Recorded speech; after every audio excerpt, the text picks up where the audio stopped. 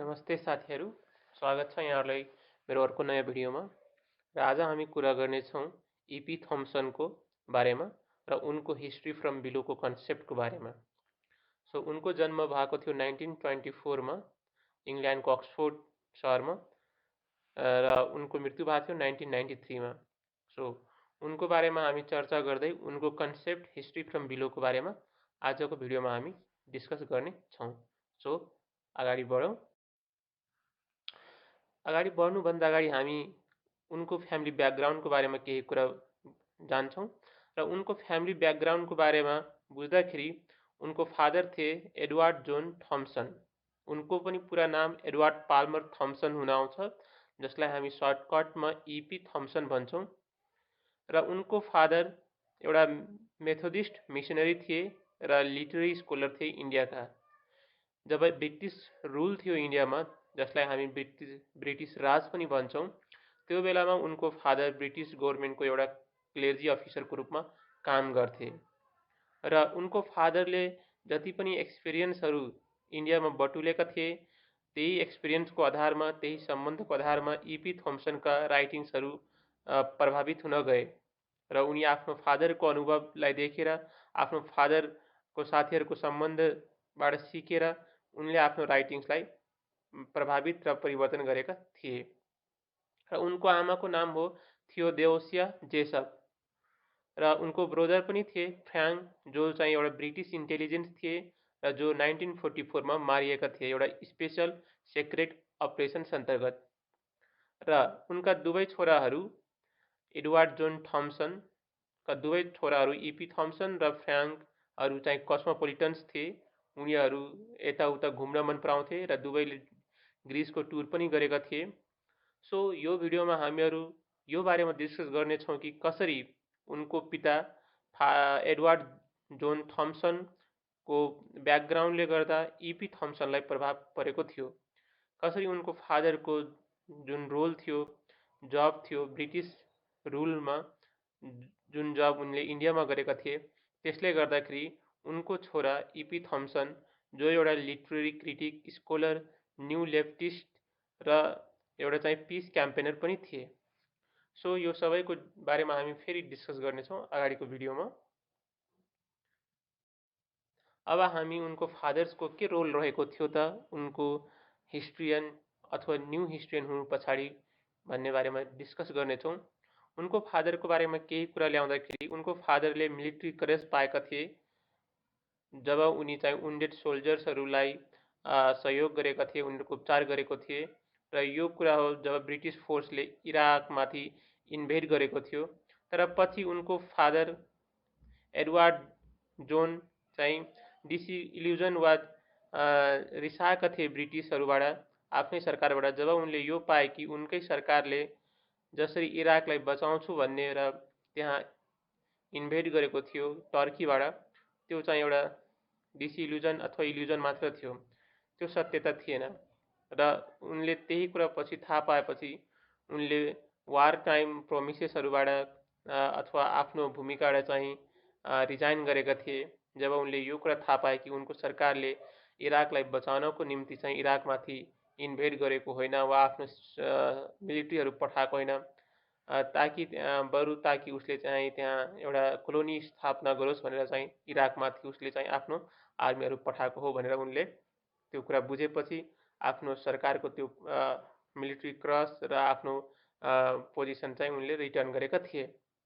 र जसरी उनलाई पहिला चाहिँ त्यो कुरा ठगिएको रहेछ, जब उनी त्यो आर्मीमा एउटा चाहिँ क्लेर्जी म्यानको रूपमा, एउटा च्याप्लियनको रूपमा त्यहाँका सोल्जरहरूलाई उपचार गर्न सहयोग गर्न गएका थिए, त्यो बेलामा चाहिँ उनको सरकारले उनलाई भनेको थियो कि हामीहरू टर्किस राज्यबाट इराकलाई बचाउनको निम्ति इराकमा आफ्ना सेनाहरू पठाउँदैछौँ। तर पछि उनले त्यो कुरा गलत भएको थाहा पाएर उनले त्यही बेलामा चाहिँ आफ्नो सरकारको ड्युटीबाट आफूलाई रिजाइन गरे। र उनी जब इन्डियामा थिए ब्रिटिस रुलको एउटा अफिसरको रूपमा, त्यो बेला उनको भेट जवाहरलाल नेहरू, महात्मा गान्धी, मोहम्मद इकबाल जस्ता मानिसहरूसँग भएको थियो, जसको प्रभाव उनको छोराहरूमा पनि पछि परेको पाइन्छ। जसरी उनका छोरा इपी थम्सनले ती कुराहरूबाट सिके र अनुभव बटुले, ती सबै कुराहरू पछि उनको राइटिङ्समा देख्न पाइन्छ। र अब हामी कुरा गर्छौँ आखिर के थियो त त्यस्तो जसले गर्दा इपी थम्सनले चाहिँ अर्डिनरी वर्किङ पिपलहरूको हिस्ट्री लेख्न एकदमै उत्साहित थिए। So what save the that of E P Thompson the great historian of ordinary working people and champion of their significance. E P Thompson भन्दाखेरि जहिले पनि हाम्रो दिमागमा एउटै कुरा आउँछ र आउनु पनि पर्छ, त्यो हो कि उनी अर्डिनरी वर्किङ पिपलका हिस्ट्रियन थिए। उनी एउटा आम कामदार एउटा मजदुर वर्गको इतिहासकार थिए। उनलाई चाहिँ एउटा मार्क्सिस्ट वा न्यू मार्क्सिस्ट पनि भनिन्छ किनभने उनले जहिले पनि वर्किङ पिपलहरूको बारेमा लेखेका छन्। सो आखिर त्यस्ता के कुरा थियो? पहिलो कुरा त हामीले डिस्कस गरिसक्यौँ कि उनको रिलेसन रहेको थियो इन्डियासँग, जसरी उनको फादर ब्रिटिस रुल अन्तर्गत चाहिँ इन्डियामा एउटा अफिसर थिए।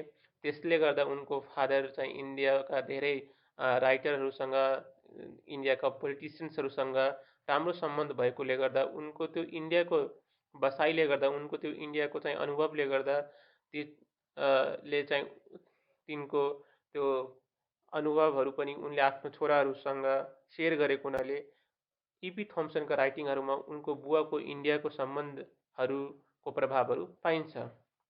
सो उनले लेखेका एउटा सबभन्दा महत्त्वपूर्ण किताब मानिन्छ the making of the English working class, जुन 1963 मा लेखिएको थियो। र यसमा के छ भन्दाखेरि a description of the lost experience of the common man. एउटा कमन म्यानको एक्सपिरियन्सहरू चाहिँ कहिले पनि हिस्ट्रीमा आएनन्।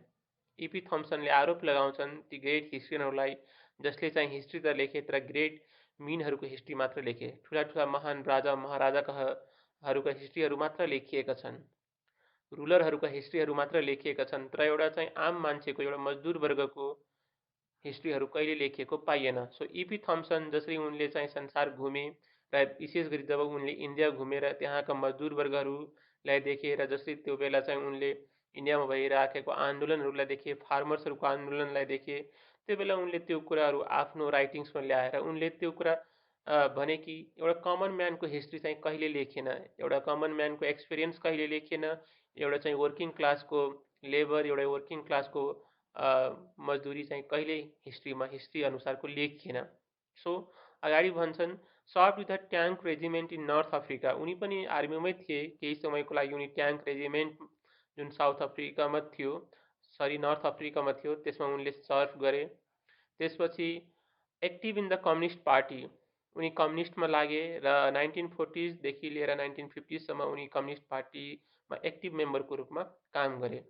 र यी सबै अनुभवले जसरी उनी सेनामा गए, जसरी उनी कम्युनिस्ट पार्टीमा लागे, जसरी उनी देश विदेश घुमे, उनले सबै ठाउँमा एउटै कुरा पाए कि ती चाहिँ सामान्य मान्छेको, एउटा आम मान्छे चाहे जुन क्षेत्रमा होस्, चाहे त्यो महिला होस्, चाहे त्यो एउटा चाहिँ मजदुर होस्, चाहे त्यो एउटा आर्मी होस्, चाहे त्यो एउटा ब्ल्याक स्मिथ होस्, चाहे त्यो एउटा इन्डस्ट्रीमा काम गर्ने लेबर होस्, तिनको हिस्ट्री, तिनको चाहिँ इतिहास, तिनको स्टोरिजहरू कहिले पनि कुनै हिस्ट्रीले लेखेको छैन। सो उनलाई के लाग्यो भन्दाखेरि कमन म्यानको त एक्सपिरियन्स नै लेखिएको छैन हिस्ट्रीमा। सो उनले त्यो कुरा चाहिँ आफ्नो book the making of the English working class, कसरी इङ्ग्लिस वर्किङ क्लासको जन्म भयो र कसरी इङ्ग्लिस वर्किङ क्लासको हिस्ट्री चाहिँ जहिले पनि इग्नोर गरियो भन्ने कुराहरू डिस्कस गरेका छन्।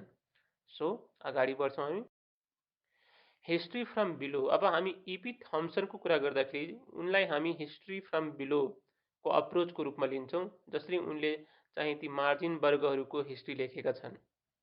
हामी यो कुरा अगाडि नै डिस्कस गरिसकेको छौँ। सो उनले यो कुरामा के फोकस गर्छन् भन्दाखेरि shift our focus from great men to the actions and experience of ordinary people. हामीहरू जहिले पनि महान मान्छेको, ठुला ठुला राजा महाराजाहरूको स्टोरीहरू वा हिस्ट्रीहरू मात्र लेख्नुभन्दा पनि त्यसबाट हामीले आफ्नो सिफ्ट फोकस गर्नुपर्छ कि एक्सपिरियन्स अफ अर्डिनरी पिपल, एउटा अर्डिनरी पिपल, एउटा आम मान्छेको एक्सपिरियन्सहरू पनि लेखिनुपर्छ। सो अगाडि उनले विश्वास गर्छन् कि their crafts and traditions may have been dying. उनीहरूको त्यो जुन कल्चर हो, जुन ट्रेडिसन्स हो, त्यो चाहिँ हराइराखेको हुनसक्छ।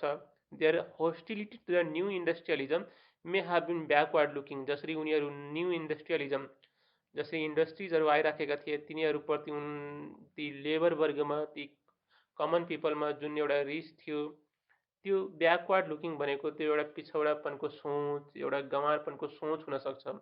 जब जसरी मान्छेले चाहिँ इन्डस्ट्रिजहरूलाई वेलकम गरिराखेको थिए हरेक ठाउँमा त्यो बेलामा, तर ती मानिसहरू जो कमन मानिसहरूले आफ्नो जबहरू गुमाइराखेका थिए, त्यसले गर्दा उनीहरूलाई अथवा जुन इन्डस्ट्रियलिजमले गर्दाखेरि कमन मान्छेलाई जुन एउटा एक किसिमको चाहिँ मजदुर हुन बाध्य हुनु परेको थियो वा गाह्रो भएको थियो, त्यो प्रति उनीहरू हेट घृणा गर्थे। तर तिनीहरूको सोचलाई अरूले वा समाजका एलिट क्लासले ब्याकवार्ड लुकिङ पछौटेपन हेराइ सोचाइ पनि भन्न सक्छन्। अगाडि उनी भन्छन् कि their communitarian ideals may have been fantasies. उनीहरूको चाहिँ समाज एक हुनुपर्छ, कम्युनिटेरियन भनेको समाज मिलेर बस्नुपर्छ, सबैजनामा समान व्यवहार हुनुपर्छ भन्ने जुन सोच हुन्छ एउटा ओर्डिनरी पिपलमा, एउटा कमन पिपलमा, त्यो एउटा चाहिँ फ्यान्टासी मात्र हुनसक्छ, त्यो एउटा स्वप्न मात्र हुनसक्छ, त्यो कहिले पनि पुरा हुन सक्दैन भन्ने जस्तो चाहिँ अरूले सोच्न सक्छन्। Their insurrectionary conspiracies may have been foolhardy. जुन रूपले उनीहरू एउटा कमन मान्छेले विद्रोह गर्न सक्छ अथोरिटीको विरुद्धमा, त्यो एउटा चाहिँ एउटा मूर्खपन मात्र हुनसक्छ। तर उनीहरूले सबै कुराहरू एउटा सोसल डिस्टर्बेन्स भएको समयमा बाँचेर महसुस गरे, जुन इपी थम्सनले भन्छन् कि हामीले गरेनौँ। उनको बेलामा जति पनि कमन पिपलहरू थिए, जति पनि चाहिँ लेबर्सहरू थिए, वर्कर्सहरू थिए, मार्जिनलाइज वर्गहरू थिए, तिनीहरूले त्यो इन्डस्ट्रियलिजमले गर्दाखेरि हार्ड टाइम, जुन बेलामा समाजमा एकदमै गाह्रो परिस्थिति थियो, इकोनोमिक क्राइसिसहरू थिए, त्यो समयमा उनीहरू बाँचेका थिए, जुन समयमा इपी थम्सन बाँचेनन्। त्यसैले गर्दाखेरि यस्ता कुराहरू गऱ्यो भने, यदि ती कमन वर्गले सँगै बस्ने कुराहरू गऱ्यो भने, कम्युनिजमको कुरा गऱ्यो भने, ट्रेडिसनको कुरा गऱ्यो भने, उनीहरू एकदमै पछौटेपन जस्तो देखिन पनि सक्छन्। तर तिनीहरू थिएनन्। तिनीहरूको इतिहास वा तिनीहरूको कुरा पनि आउनुपर्छ भनेर विश्वास गर्छन् इपी थम्सनले। सो इपी थम्सन अगाडि लेख्छन्, their experiences were valid in terms of their own experience. जसरी उनीहरूको आफ्नो छुट्टै एउटा एक्सपिरियन्स थियो, तिनीहरूको एक्सपिरियन्स पनि आफ्नो ठाउँमा भ्यालिड थिए। र उनीहरू इतिहासमा if they were casualties of history, यदि इतिहासमा उनीहरू सिर्फ क्याजुअलिटिजहरू थिए, भिक्टिम्सहरू मात्रैको रूपमा पोर्ट्रे गरिएको छन् भने उनीहरू जीवनभरि चाहिँ क्याजुअलिटिजहरूको रूपमा, भिक्टिमकै रूपमा चाहिँ रहन बाध्य थिए। सो उनीहरूसँग एउटा प्रब्लम के थियो भने उनीहरूको कुनै इतिहास हिस्ट्री लेखिएन, उनीहरूलाई जहिले नै भिक्टिमको रूपमा ट्रिट गरियो र इतिहासमा पनि भिक्टिमकै रूपमा उनीहरूलाई पोर्ट्रे गरियो। सो उनले इपी थम्सनले चाहिँ त्यस्ता वर्गको हिस्ट्रीलाई जहिले पनि सर्फेसमा ल्याउन खोजेका थिए, जहिले पनि टपमा ल्याउन खोजेका थिए र यसैले भनिन्छ हिस्ट्री फ्रम बिलो। हामी जुन कुरालाई नजरअन्दाज गरिएको थियो पहिलाको हिस्ट्रीमा, ट्रेडिसनल हिस्ट्रीमा, त्यो कुरालाई चाहिँ सर्फेसमाथि ल्याउन खोजे र यही कुरालाई हामी बुझ्छौँ हिस्ट्री फ्रम बिलोको अप्रोचको रूपमा। सो साथीहरू, अब हामी नेक्स्ट अगाडि बढ्छौँ। थम्सनको लागि के थियो त खास कुरा? Class was an expression of community, not as Marx had instructed one component of a mechanistic structure.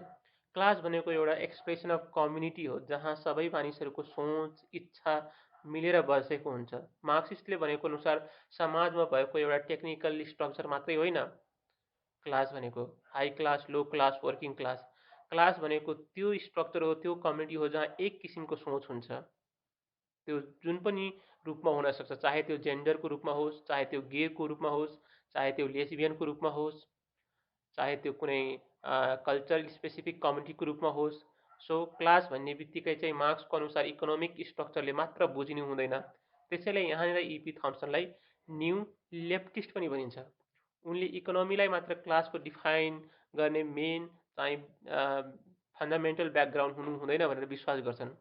Class भनेको एउटा कम्युनिटी हो जसमा एक किसिमको सोच रहेको मान्छे हुन सक्छन्। जस्तै कुनै गे समुदाय हुनसक्छ, कुनै लेस्बियन समुदाय हुनसक्छ, कुनै मेक्सिकन समुदाय हुनसक्छ, वा कुनै अफ्रिकन अमेरिकन समुदाय हुनसक्छ।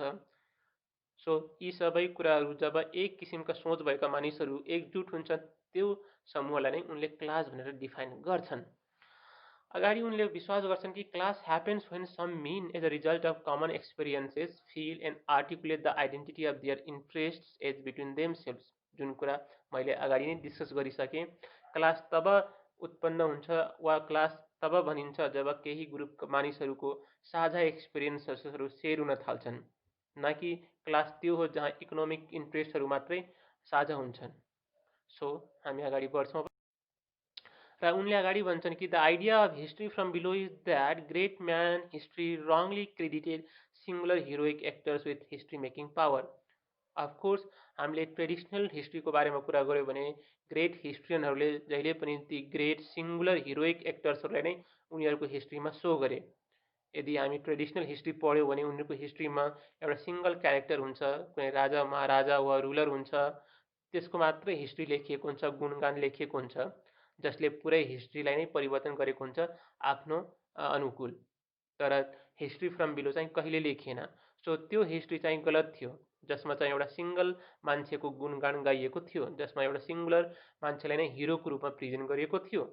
सो उनले अगाडि लेख्छन् inseparable from British activities in India, जुन उनको अनुभव थियो, उनको फादरको पनि अनुभव थियो ब्रिटिस रुलको बेलामा इन्डियामा, त्यो अनुभव चाहिँ उनको राइटिङबाट इन्सेपरेबल थियो। उनले जे कुराहरू इन्डियामा भइराखेको देखे, प्रोटेस्टहरू, ती कुराहरूबाट इन्सपायर भएर आफ्नो राइटिङ्सहरूमा उनले त्यो कुराहरू उतारे। which kept demand for mass-produced military goods high and provided the handmade cottons that British industry stopped to imitate। अब जसरी ब्रिटिस रुल हुँदाखेरि इन्डियामा मास प्रोड्युस्ड मिलिट्री गुड्सहरूको डिमान्ड एकदमै बढी थियो, मिलिट्री गुड्सहरू एकदमै बढी उत्पादन हुन्थ्यो, र जसरी इन्डियाले कटन्सहरू उत्पादन गरिराखेका थिए, ब्रिटेनले पनि त्यही कुरा सिकेको थियो र त्यो कुराहरू उसले इन्डस्ट्री मार्फत आफ्नो देशमा चाहिँ खासमा प्रोड्युस गर्न थालिसकेको थियो, र जसले गर्दा इन्डस्ट्रियलिजम आएको थियो ब्रिटेनमा। र जुन कुरा चाहिँ खास इन्डियामा सुरु भएको थियो, जसरी चाहिँ महात्मा गान्धीको जुन मुभमेन्ट थियो कटन र चर्खा मुभमेन्ट, इन्डिपेन्डेन्ट हुने मुभमेन्ट, त्यो मुभमेन्टको थ्रुले गर्दा इन्डियन्सहरू चाहिँ कटन बनाउनमा इन्डिपेन्डेन्ट भइसकेका थिए, र त्यसले ब्रिटिसहरू एकदमै बढी इन्सपायर भएर उनीहरूले पनि इन्डस्ट्री मार्फत आफै चाहिँ धेरैभन्दा धेरै प्रोड्युस गर्नतिर लागे, चाहे त्यो मिलिट्री गुड्स होस्, चाहे त्यो चाहिँ नर्मल गुड्स होस्। सो त्यसले गर्दाखेरि इन्डस्ट्रिजहरू व्यापक भएका थिए र त्यहाँ चाहिँ कमन म्यान एकदमै बढी एक्सप्लोइट भएका थिए। र अगाडि उनले भन्छन् the industrial revolution that produce the English working class simultaneously ruin the Indian handloom textile industry. र धेरैको यो पनि भनाइ छ कि उनले खासमा एउटा इङ्ग्लिस वर्किङ क्लासको अनुभव लेख्नुभन्दा पनि उनले चाहिँ एउटा इन्डियन वर्किङ क्लासको अनुभवलाई इङ्ग्लिस वर्किङ क्लासको अनुभवको रूपमा ट्रान्सलेट गरे। जसरी इपी थम्सनले देखे कि ब्रिटेनले इन्डस्ट्री मार्फत जुन इन्डियामा कटन म्यानुफ्याक्चरिङ थियो त्यो सब कुरालाई चाहिँ बर्बाद पारेको थियो। जब उसले इन्डस्ट्रीको डेभलपमेन्ट गर्यो, इन्डियामा जुन हातले बनाउने कटनहरू थिए, ती इन्डस्ट्रिजहरू, ती लोकल फ्याक्ट्रिजहरू, ती चाहिँ स्मल कटेज इन्डस्ट्रिजहरू चाहिँ बन्द भए। ती सबै कुराहरू मास प्रोड्युस हुन थाले ब्रिटेनमा। सो त्यो कुराहरूको समस्या देखेर ती लेबरहरूको, ती कमन म्यानहरूको प्रब्लम्सहरू, सफरिङहरू उनले जब इन्डियाबाट त्यो कुराहरू देखे, जब इन्डियाबाट उनले त्यो कुरा सिके, र त्यो कुरालाई उनले खास इङ्ग्लिस वर्किङ क्लास मेनको रूपमा आफ्नो राइटिङमा चाहिँ प्रेजेन्ट गरे। सो यसरी उनले चाहिँ इन्डियामा भएको मजदुरको शोषणलाई देखेर त्यसबाट इन्सपायर भएर आफ्नो देशमा पनि त्यस्तो भएको वा हुनसक्छ वा भयो भन्ने कुरा उनले त्यसरी आफ्नो बुकहरूमा लेखेको पाइन्छ। सो अगाडि बढ्छौँ हामी। अब हामी पढ्छौँ कि in part Thompson's book was an unconscious elegy for a way of life. हामी समग्रमा कुरा गर्दाखेरि थम्सनको किताब एउटा जिन्दगी कस्तो हुनुपर्छ, सानो, सुख र खुसीले भरेको जिन्दगी हुनुपर्छ, र त्यो जिन्दगीको लागि एउटा इलिजी थियो, एउटा बिलाप थियो, र एउटा चाहिँ नोस्टाल्जिया जस्तो थियो, जुन थिएन। त्यसैले अहिले पनि हामी सोच्न सक्छौँ जसरी ब्रेक्जिट भएको छ, जसरी ब्रिटेन इयुबाट, युरोपियन युनियनबाट अलग्गिएको छ, त्यसको कल्पना उनले त्यही बेलामा गरेका थिए कि एउटा सानो ब्रिटेन होस्, एउटा चाहिँ खुसी ब्रिटेन होस्, र त्यसमा कुनै धेरै समस्याहरू नहोस्, त्यसमा कुनै धेरै कल्चर, कुनै धेरै क्लासको समस्या नहोस्, सानो, छुट्टै र खुसी ब्रिटेनको कल्पना उनले त्यही बेलामा चाहिँ गरेका थिए। र त्यही कन्सेप्ट अहिले पनि आएर ब्रिटेन चाहिँ अलग्गिएको छ इयुबाट, जसलाई हामी ब्रेक्जिट भनेर बुझ्छौँ। We can now see has been lost forever, जुन हामी देख्न सक्छौँ कि पहिलाको लाइफ थियो ब्रिटेनको, जब इन्डस्ट्रियलिजम हुनुभन्दा, जुन हामी 16th सेन्चुरीको कुरा गर्दाखेरि ब्रिटेन चाहिँ एउटा सामान्य, एउटा खुसहाल समुदाय थियो, एउटा कन्ट्री थियो, जसमा चाहिँ काम गर्नुपर्छ, कामको लागि चाहिँ एउटा मरिहत्ते थिएन, त्यस्तो जीवन वा त्यस्तो स्टेट चाहन्थे। सो उनको बुक्सहरूमा, उनको चाहिँ राइटिङ्समा त्यो एउटा चाहिँ मोर्निङ, एउटा चाहिँ नोस्टाल्जिया पाइन्छ कि ब्रिटेन यस्तो इन्डस्ट्रीमा हुनुभन्दा पनि त्यही स्टेटमा फर्केको भए हुन्थ्यो। So he was among the first to refer extensively to small town customs. त्यसैले उनले जति पनि स्मल टाउन्स कस्टम्सहरू ट्रेडिसन्सहरू स्मल टाउन्स चाहिँ पिपलहरू छन् तिनकै बारेमा लेखेका छन्। गाउँ गृहस्थी बारेमा नै उनले लेखेको पाइएको छ। उनलाई एउटा छुट्टिएको एउटा चाहिँ शान्तमय एउटा चाहिँ समस्याले इन्डस्ट्रीले कोलाहलले नोइज र पल्युसनले नभरिएको चाहिँ स्टेट चाहिएको थियो। सो यसरी चाहिँ उनले आफ्नो बुकहरूमा ती कुराहरू पोर्ट्रे गरेका छन्।